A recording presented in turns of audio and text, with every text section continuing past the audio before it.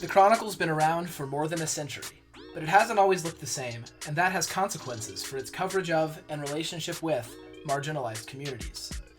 I'm Matthew Griffin, and you're listening to Duke Week, the Chronicle's weekly news podcast.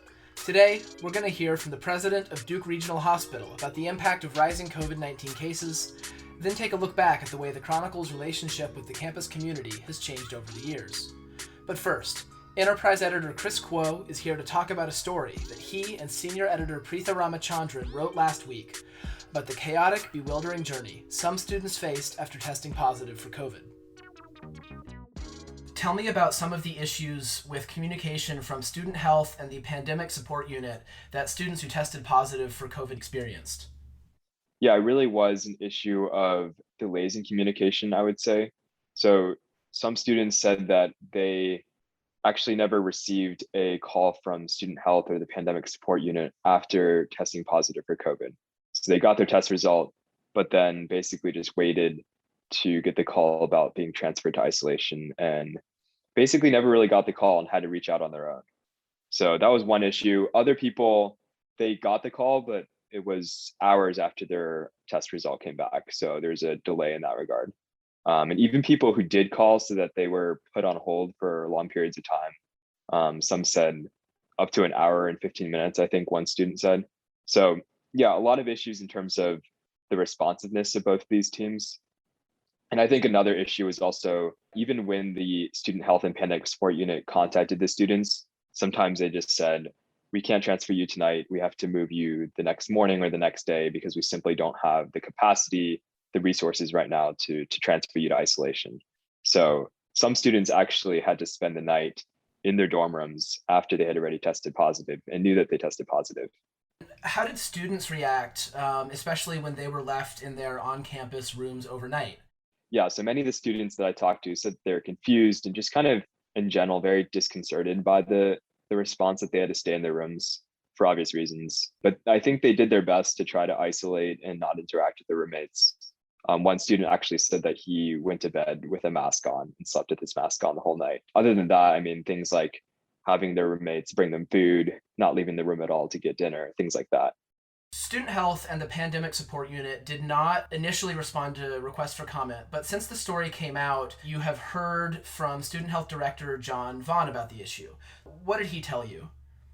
He said, I quote, "The current national surge caused by the Delta variant has significantly taxed our resources, including staff. This means that we've sometimes had to quickly refocus our attention to an urgent priority, like identifying space, which unfortunately can sometimes impact our ability to respond to non-urgent or non-emergency student needs as quickly as we like." So I basically interpreted that as we have a ton of cases and we have finite amount of resources and we have to figure out how to prioritize those. And sometimes that means telling a student you have to stay the night in your dorm room or not making a call immediately after a positive test or something like that. Well, thanks so much for coming on to talk about this story, Chris. Yeah, of course, anytime. Thanks so much, Matthew. Do you want to join the Chronicle? Head to chron.it/join for the information you need to get started covering sporting events, taking photos, or writing the next big news story featured here on Duke Week. Again, that link is chron.it/join. COVID-19 cases are increasing in North Carolina, with the weekly average of new cases approaching levels not seen since the winter surge. They're also going up here in Durham County. Katie Galbraith is Duke Health's interim head for community health and president of Duke Regional Hospital, so she knows firsthand what the increase means for the local healthcare system. Here she is last week. To start off, just run me through what's happening at Duke Regional while COVID-19 cases increase in North Carolina. Have you seen an increase in people coming in for treatment? We are certainly seeing an increase in our numbers from where we were. We had really seen a downturn in the numbers of COVID patients that we were caring for in our hospitals across the health system toward the end of June and into early July.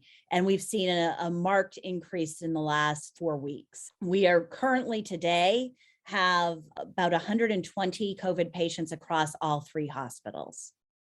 How much capacity does the hospital have, and how much risk is there that that capacity could be strained if cases keep going up?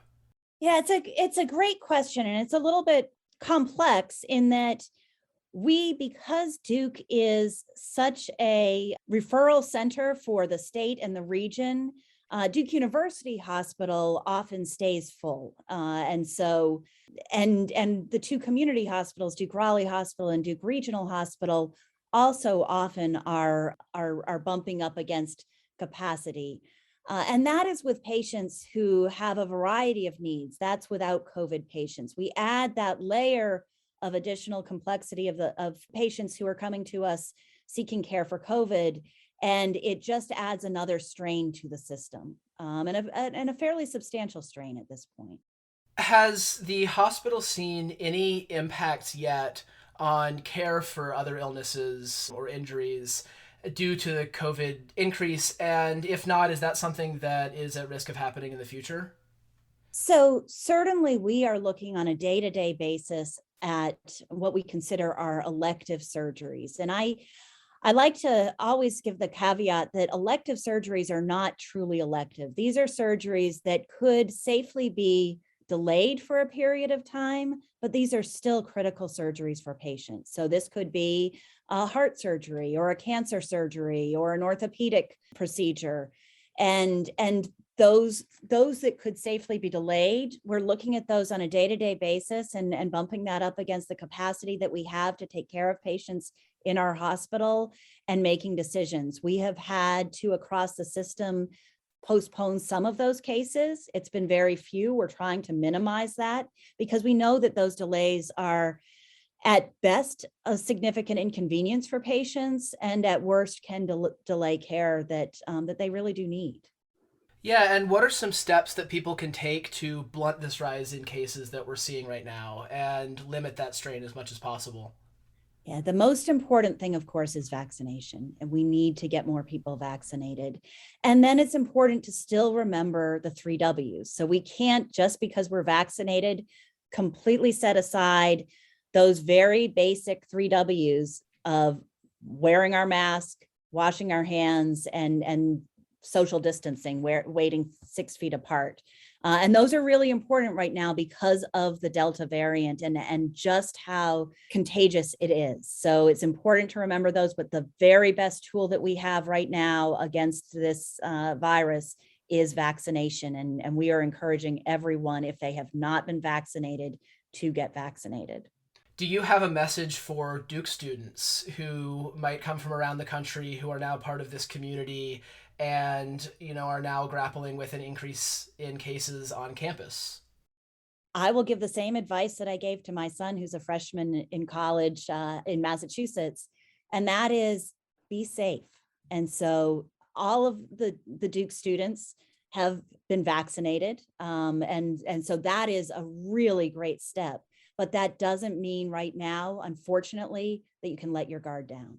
And so it is still important to wear our masks. It's still important to social distance as much as possible, and to be safe in the community, and to remember that you are ambassadors for Duke in the community. And that's an important piece too.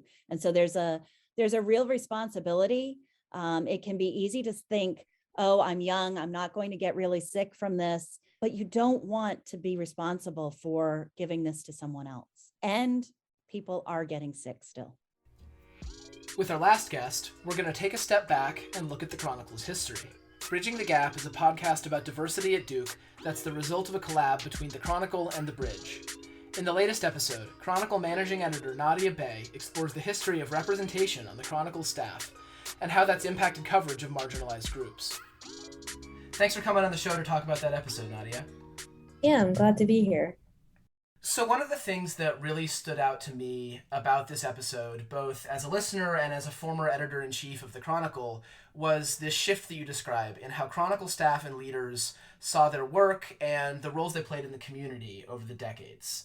Tell me a little bit about what changed. Yeah, so the time period in the episode is roughly from the late 1960s to 2015. So around the late 1960s, so like civil rights movement, the Vietnam War, Chronicle staff are more inclined towards like activism. So like writing about it, being more involved in things than just like regular reporting. So that was kind of their MO when it came to like what they published in the Chronicle and things of that sort. But over time, they kind of shifted towards having a more neutral stance on most things and kind of having an anything goes approach for content. Some students were kind of in favor of that anything goes approach, but others thought that showed a sort of lack of regard for the community, especially for minoritized students. Yeah, and tell me about some of the issues the Chronicle has grappled with in recent years when it comes to representation and coverage and community relationships. The Chronicle doesn't really have the best reputation among marginalized students, and I'm speaking mainly for Black students, since that's what I am, and that's kind of due to a variety of things. Black students make up a very small portion of staff, only about 6%, and that's across all departments. And that lack of representation likely translates into our content, because something that's common knowledge to a Black student isn't necessarily going to be common knowledge to a non-Black student, and that probably shows. And there's also been content that's been harmful to students in the past. In the podcast, I mentioned a Holocaust denial ad, an ad that said reparations for slavery were racist, and a more recent column that essentially placed the blame for social ills on Black people. And none of those things are really endear the Chronicle to marginalized students. And what steps is the Chronicle taking now to improve diversity and representation, both on staff and in coverage? I should give a little disclaimer here that I was involved in some of these efforts last year as the Chronicle's editor-in-chief, but walk our listeners through what the paper's been working on.